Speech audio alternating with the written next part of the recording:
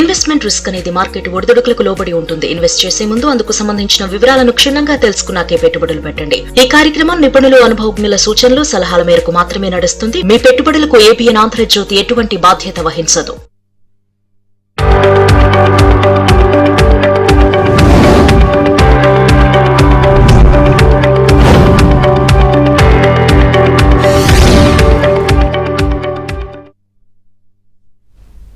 Welcome to ABN business. దేశీయ stock మార్కెట్లు లాభాల్లో ప్రారంభమయ్యాయి. సెన్సెక్స్, నిఫ్టీ లాభాల్లో ట్రేడ్ అవుతున్నాయి. బజాజ్ ఫైనాన్స్, ఇన్ఫోసిస్, బీపీసీఎల్ షేర్లు లాభాల్లో ట్రేడ్ అవుతుండగా ఓఎన్జీసీ, జెన్టెక్, ఆయిల్ ఇండియా షేర్లు నష్టాల్లో కొనసాగుతున్నాయి. రైట్, ఈ రోజు మార్కెట్స్ అయితే ఇప్పుడు ఒడిదుడుకులను తట్టుకుని లాభాల్లో ప్రారంభమయ్యాయి. మరి ఏ విధంగా కంటిన్యూ అవుతాయి ఏంటో తెలుసుకుందాం. మరి ఈ రోజు మండే, ఈ వీక్ ఎలా ఉంటుందో తెలుసుకుందాం. మనతో మాట్లాడేందుకు బిజినెస్ అనలిస్ట్ వివేక ప్రసాద్ గారు లైవ్ ద్వారా సిద్ధంగా ఉన్నారు. Good morning sir. Good morning అమ్మా.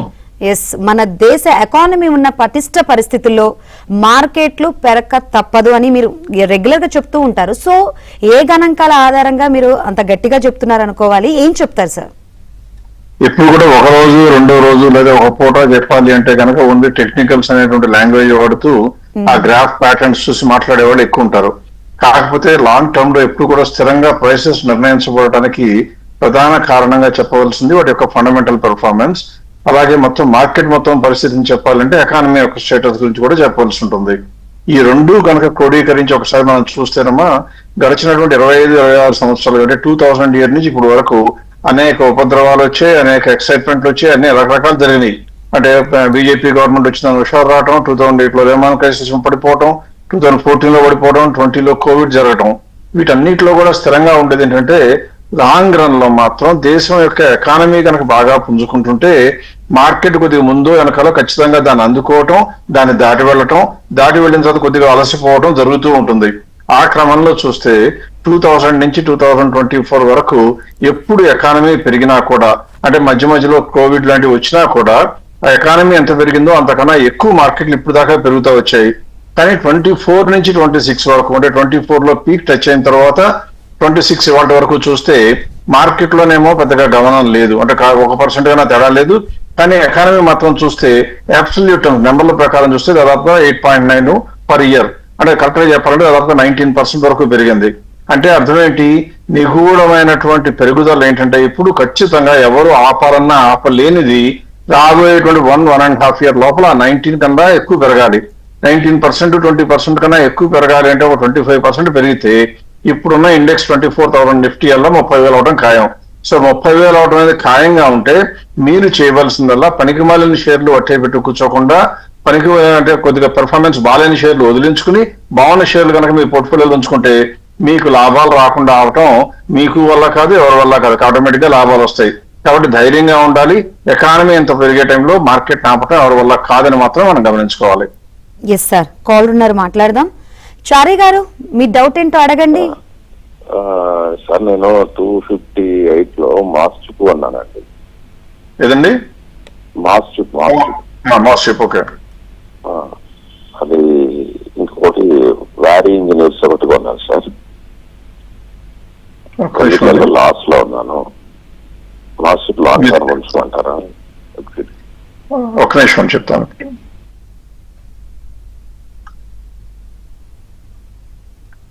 మాస్ చిప్ అన్నారు కదా,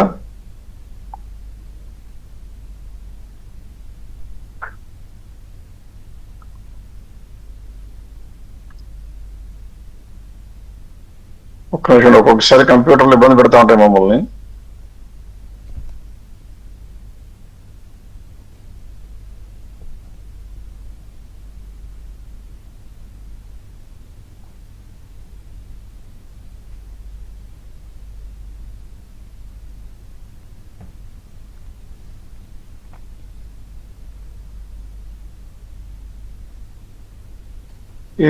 డేటా రావట్లేదమ్మా, ఇంకా నెక్స్ట్ ప్రశ్నలోకి వెళ్ళిపోదామా? వచ్చిందమ్మా. ఒక్కొక్కసారి నెట్వర్క్స్ లో ఇది ఎవరు ఇబ్బంది పెడుతుంది. మాస్ చిప్ అనేది 210 లో మీరు కొన్నా ఏమాత్రం భయపడక్కర్లేదండి. ప్రస్తుతానికి చూస్తే ఆ కంపెనీలో పడటానికి కారణం ఏంటంటే మీరు స్క్రీన్ మీద ఉన్న డేటా చూస్తే మీకే అర్థమవుతుంది. అంతకు ముందున్న మార్జిన్ 6%, 7% ఉంటే తగ్గి ఇప్పుడు 4.74. ఇక్కడ రెండు కారణాలు. కేవలం ప్రైస్ పరంగా ఆలోచించి ఉంచుకోవచ్చా, భయపడాలా, అమ్ముకోవాలా, ఇంకా కొనుక్కోవాలంటే ఇంకా కొనుక్కునే పని చేయకూడదు. ఎందువలన ఏ కంపెనీ అయితే గ్రోత్ లో ఉంటుందో ఆ కంపెనీ కొనుక్కోవచ్చు, కానీ లేకపోతే మాత్రం కొనకూడదండి. ఇది పెర్ఫార్మెన్స్ లో కాంప్రమైజ్ అయ్యి ఆపరేటింగ్ ప్రాఫిట్ మార్జిన్ తగ్గింది, నెట్ ప్రాఫిట్ మార్జిన్ తగ్గింది కాబట్టి కొనే ఆలోచన ఉండకూడదు. ఇక్కడ అమ్మాలా అంటే 210 లో తగనమ్మాల్సిన అవసరం మాత్రం లేదు. 265 ఫెయిర్ వాల్యూ కాబట్టి ఇంకా కొన్ని రోజులు వెయిట్ చేసి అమ్ముకోవచ్చు. అదర్వైజ్ మీరు లాభం రావాలి అనుకుంటే మాత్రం ఈ కంపెనీలో నుంచి మిగతా కంపెనీలోకి వెళ్ళిపోతే అందులో పెరగడానికి ఛాన్స్ ఎక్కువ.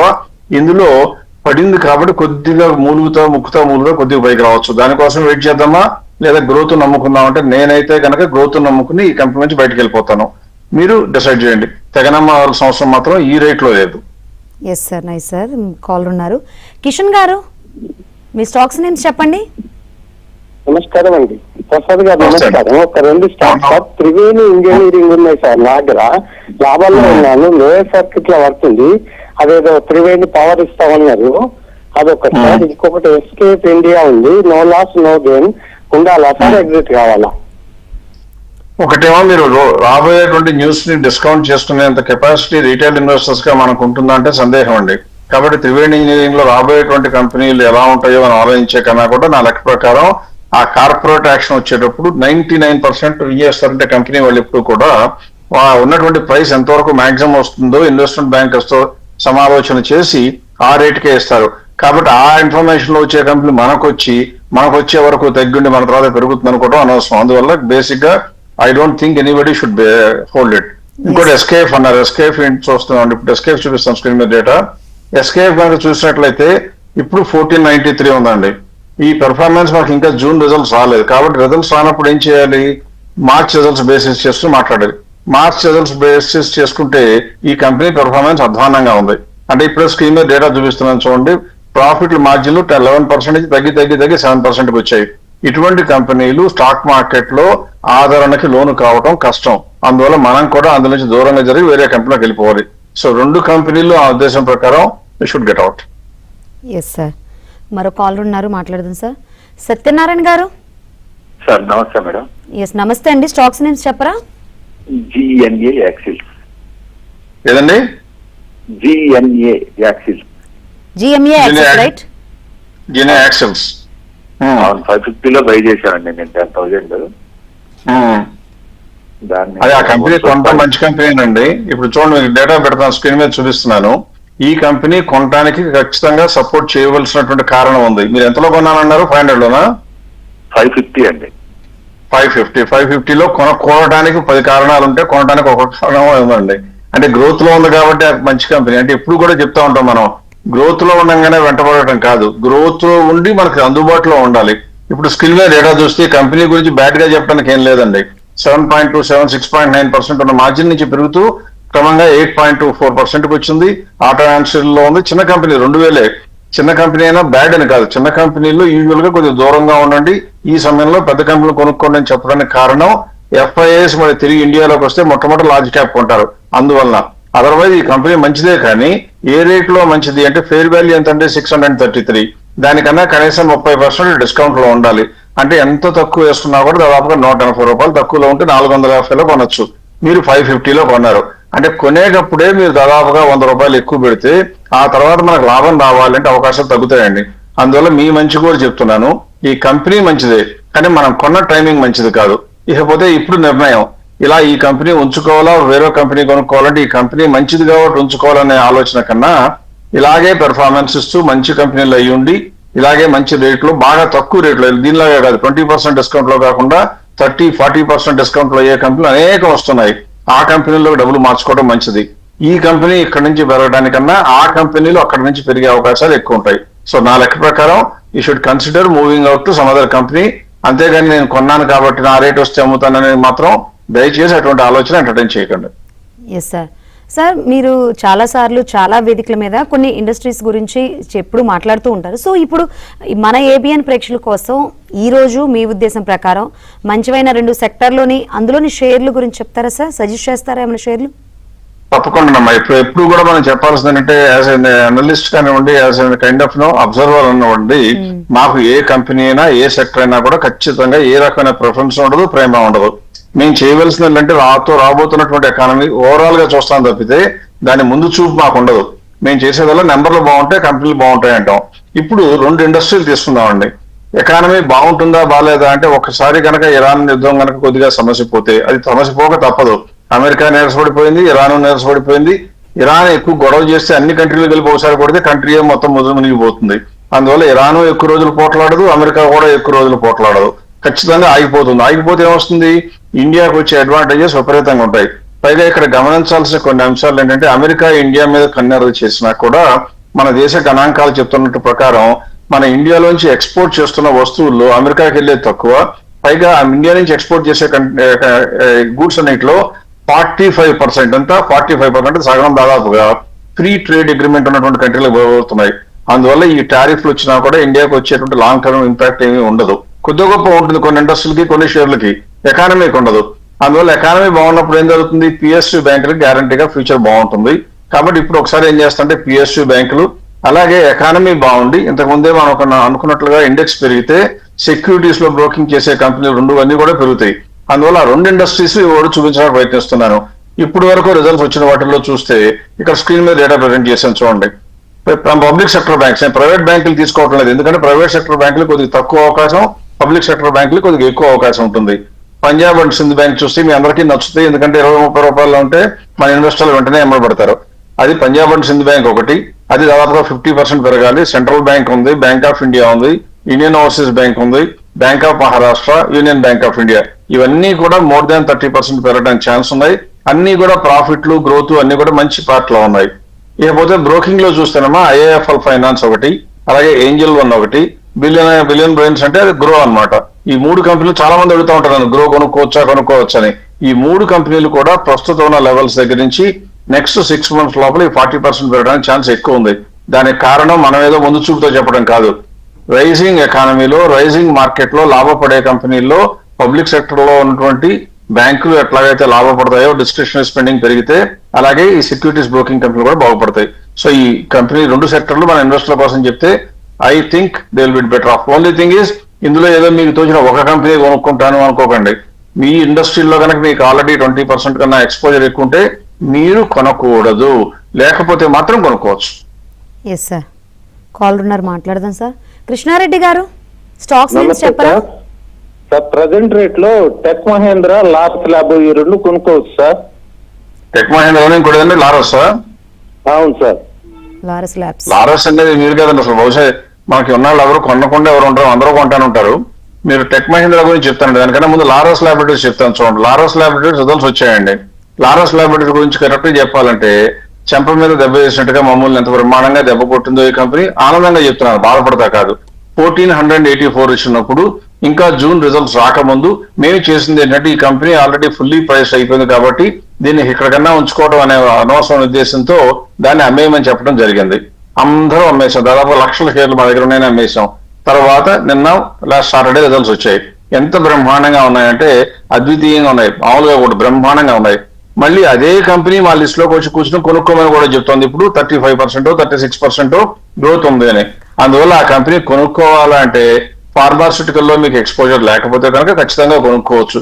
కానీ ఆ లారస్ ల్యాబొరేటరీస్ మీద అవ్యాజమైన ప్రేమ ఉండకూడదు, ఎందుకంటే ఆ కంపెనీ మంచిదే, గ్రోత్ కూడా ఉంది. కానీ అలాగే బోలెడన్ని కంపెనీలు పెరగడానికి ఉంటే, ఒకవేళ ఇంకేదన్నా కంపెనీ కనుక 50% గ్యాప్ తో ఉంటే లారస్ ల్యాబ్స్ కన్నా కూడా అది కొనుక్కోవాలి. అది మా సిద్ధాంతం. మీరు వింటారా లేదా మీ ఇష్టం. Laurus labs is a very good company. మేము ఇప్పుడు మా డబ్బులు అందులో పెట్టకపోవడానికి కారణం దానికన్నా మెరుగైన కంపెనీలు ఉండటం మూలంగా, అంతే తప్ప మాకేం దాని మీద కోపం లేదు. ఇకపోతే టెక్ మహేంద్ర అడిగారు, స్క్రీన్ మీద డేటా చూపిస్తున్నాను చూడండి. సాఫ్ట్వేర్ కంపెనీ గురించి అందరూ భయపడుతున్నా కానీ మనం ఎప్పుడు చెప్తూ వస్తున్నాం, టెక్ మహేంద్ర అని కాదు కదా, సాఫ్ట్వేర్ కంపెనీలకు భయపడాల్సిన అవసరం లేదు, బికాస్ క్యాష్ రిజర్వ్స్ ఎక్కువ ఉంటాయని. ఇప్పుడు చూస్తే 1585 మార్కెట్ లో ఉంటేనండి 2162 ఇస్ ద ఫేర్ ప్రైస్, అంటే 36% గ్యాప్ ఉంది. మనకి కన్సిడరేషన్స్ లో ఉండవలసిన గ్రోత్ ఉంది, గ్యాప్ ఉంది. ఇంతకన్నా కొనడానికి ఇంకేం కారణం కావాలి? ఈ 2 కారణాలు చాలు. సో ఖచ్చితంగా మీరు యూ కెన్ బై. మీకు సాఫ్ట్వేర్ ఇండస్ట్రీలో ఎక్కువ షేర్లు, ఎక్కువ మొత్తం ఆల్రెడీ పెట్టి ఉండకపోతే. ఉన్నారు సార్. విజయలక్ష్మి గారు, స్టాక్స్ నేమ్స్ చెప్పండి. సార్ నమస్తే అండి. మన్సాల్వా ఇండస్ట్రీస్, డాక్టర్ రెడ్డిస్ ల్యాబ్ ఇప్పుడు తీసుకోవచ్చండి. డాక్టర్ రెడ్డిస్ వినపడింది, 2ది ఏంటండి చెప్పారు? మన్సాల్ వైర్ ఇండస్ట్రీస్ అండి. 2వ ఇండస్ట్రీ 2 ఏంటండి? 2వ ఇండస్ట్రీ 2 ఏంటండి చెప్పారు? 2 వైర్ ఇండస్ట్రీస్. 2 వైర్ ఇండస్ట్రీస్ అండి. ఓకే, డాక్టర్ రెడ్డి స్క్రీన్ మీద డేటా చూపిస్తాను చూడండి. ఇది ఇప్పుడు కాదు కదా, ఇంకా ఒక వారం ఆగినా నెల ఆగినా కూడా కొనడానికి అవకాశం లేని కంపెనీ.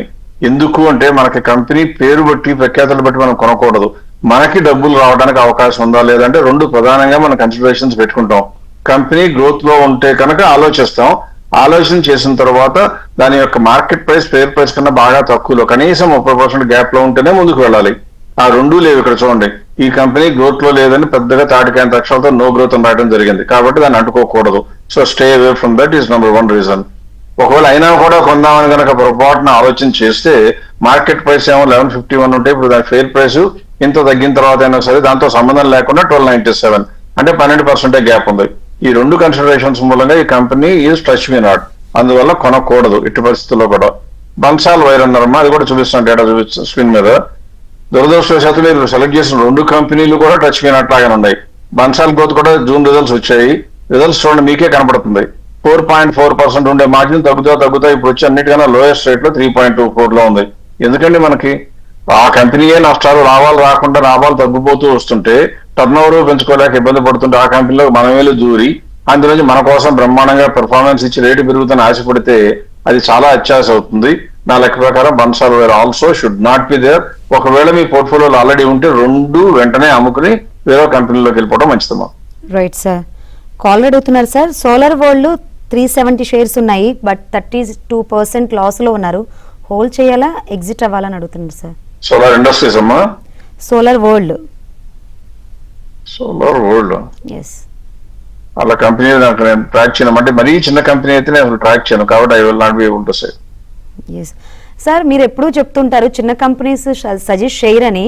కొంతమంది పెద్ద కంపెనీస్ ఒకసారి తక్కువ రేట్ ఉన్నప్పుడు కొంతమంది బై చేస్తూ ఉంటారు, కానీ ఎక్కువ రోజులు హోల్డ్ పెట్టుకోరు అనమాట. సో ఏం సజెస్ట్ చేస్తారు సార్, అసలు ఎటువంటి సిచ్యువేషన్ లో ఇన్వెస్ట్ చేయాలి అంటారు? ఎప్పుడు కూడా మనం గుర్తుంచుకోవాలంటే మన దగ్గర ఐడియల్ మనీ, అప్పు తీసుకొచ్చిన డబ్బు కాకుండా సొంత మనీ కనుకుంటే లాంగ్ రన్ లో విపరీతంగా పెరగాలి అనుకుంటే కనుక ఈక్విటీస్ మించిన సాధన ఉండదు. అలా అన్నాను కదా అని ఊరికే బ్యాంకులో డబ్బులు పెట్టినట్టుగా పెట్టి ఆ మేనేజర్లు ఆ బ్యాంకులు కష్టపడి వడ్డీలు సంపాదించుకుని మనకు వస్తూ ఉంటారు. అటువంటి కన్సిడరేషన్స్ ఈక్విటీ మార్కెట్ లో ఉండవు.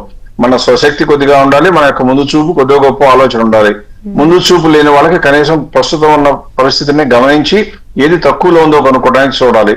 అందువల్ల మనలాంటి వాళ్ళు అంటే అనలిస్ట్ మన ప్రోగ్రామ్ లో వచ్చేవాళ్ళు కానీ ఎవరైనా సరే కొంతమంది ఏం చెప్తా ఉంటారంటే ఏ కంపెనీ రేట్లు తక్కువలో ఉన్నాయో చెప్తారు. మా వరకు నేనైతే ఇప్పుడు ఏ రేట్లు నా లెక్క ప్రకారం తక్కువలో ఉన్నాయో చెప్తాను, కానీ పెరుగుతాయి టార్గెట్ నెలలో పెరుగుతుంది 2 నెలల్లో పెరుగుతున్న మాటలు నేను మాట్లాడను. బికాజ్ ఆ శక్తి మన ఎవరికి ఉండదు, మార్కెట్ మన అందరికన్నా పవర్ఫుల్. సో మీరు చేయవలసింది, మీరు కొనుక్కోవాలంటే రెండు ప్రధానంగా మనసులో పెట్టుకోండి. ఈ కంపెనీ లాభాల్లో పెంచుకోకపోతుంటే నేను కొనను.